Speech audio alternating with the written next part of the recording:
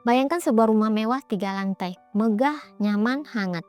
Sekarang bayangkan hanya beberapa langkah dari rumah itu ada sebuah kandang anjing.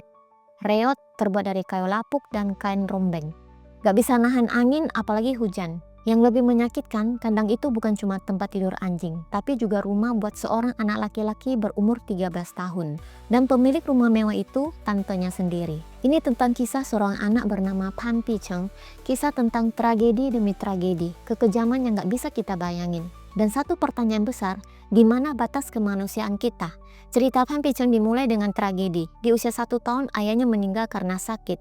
Pan Picheng bahkan gak punya ingatan sedikit pun tentang wajah ayahnya. Tidak lama kemudian, ibunya juga pergi. Dia gak sanggup menghadapi hidup dan meninggalin Pan Picheng ke kakek neneknya, lalu menikah lagi. Untungnya hidup bersama kakek nenek lumayan stabil, tapi nasib belum selesai mempermainkan dia. Suatu hari, Pan Picheng bersama nenek dan tantenya yang kedua pulang dari rumah tantenya yang ketiga. Mereka mengalami kecelakaan. Saat mereka lagi nunggu bus, tiba-tiba ditabrak truk yang hilang kendali.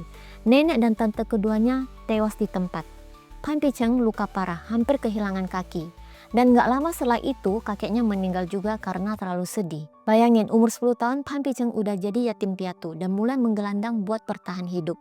Ngumpulin barang bekas, tidur di mana saja. Waktu dia kehilangan semuanya, para kerabatnya berkumpul. Tapi bukan buat menolong, tetapi buat saling dorong tanggung jawab. Pan Picheng kayak bola panas, dilempar ke sana kemari. Sampai akhirnya, tante pertamanya, seorang petani sederhana, bawa dia pulang. Untuk pertama kalinya, Pan Picheng merasa hangat lagi. Ada keluarga, ada rumah. Tapi kebahagiaan itu gak lama. Tantenya yang ketiga tiba-tiba datang. Ngomong dia mau merawat Pan Picheng. Alasannya rumahnya lebih bagus dan lebih dekat sekolah. Tante pertamanya setuju karena mikir itu yang terbaik buat keponakannya. Tapi ternyata semua itu bohong. Tujuan tante ketiga itu cuma satu, uang bantuan dari pemerintah. Setiap bulan Pan Picheng dapat 200 yuan atau 450.000 rupiah. Waktu tante itu tahu saldo di buku bantuan ada 2.000 yuan atau sekitar 4.500.000 rupiah, tapi dia nggak bisa cairin karena nggak tahu password, dia murka. Dan apa yang dia lakukan? Pan Picheng diusir. Anak 13 tahun itu dipaksa tidur di kandang anjing, di halaman belakang rumah mewah tantenya sendiri. Selama setengah tahun dari musim panas yang panas banget sampai musim gugur yang dingin menggigit, Pan Picheng tinggal di situ. Tidur bareng dengan anak anjing, makan cuma semangkuk nasi putih dengan sedikit sayur asin. Dan yang paling bikin hancur, waktu wartawan nemuin Pan Picheng di kandang itu dengan tubuh kotor, kurus dan ketakutan, Pan Picheng malah membela tantenya. Dia bilang, rumah tante disewakan, jadi gak ada tempat buat aku. Lalu senyum dan bercanda, tidur di sini lumayan kok, sejuk, ada angin. Itu bukan dewasa, itu terpaksa jadi kuat. Relawan datang dan mencoba membantu Pan Picheng bertemu ibunya. Pan Picheng langsung semangat, dia dandan rapi, cuci muka, siap ketemu ibunya. Tapi kenyataan gak seindah harapan. Ketika mereka tiba di rumah baru ibunya, neneknya menolak. Katanya ibunya Pan Picheng sudah menikah lagi, gak bisa mengurus Pan Picheng. Bahkan Pan Picheng gak dikasih ketemu sama ibunya. Pan Picheng lesu dan sangat kecewa. Dan puncak dari semua ini terjadi di balai desa. Semua keluarga dikumpulin untuk bahas nasib Pan Picheng. Tapi apa yang terjadi? Mereka saling salahkan lagi, saling dorong lagi.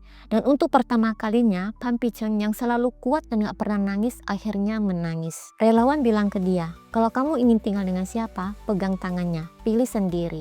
Pan Picheng ragu, tapi akhirnya jalan pelan-pelan ke arah suami dari tante pertamanya. Dan apa yang dia dapat?